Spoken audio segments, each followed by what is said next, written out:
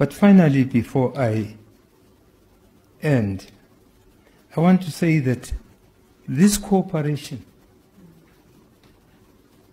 between the MK and ZIPRA did not end there.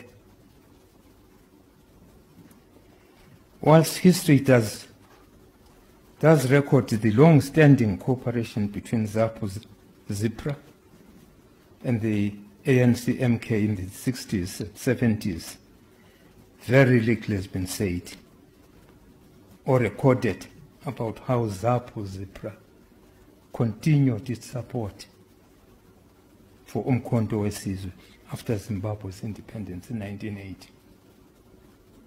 Today, I would like to reveal some details of this crucially important period of our common history.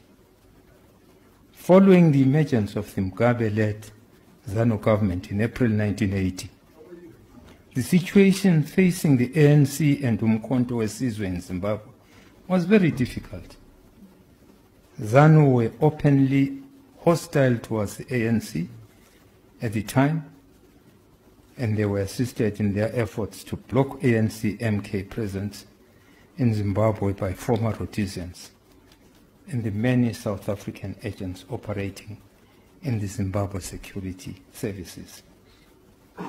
Efforts at political dialogue with ZANU and the ANC leaders were rebuffed by the new Zimbabwean government in the early years of independence in Zimbabwe, and attempts by the ANC to establish a presence in Zimbabwe were rejected for some time.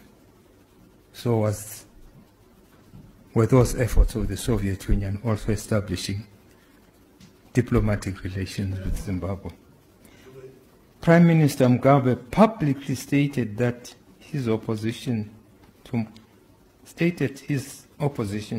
Umkhonto weSizwe establishing any presence in Zimbabwe.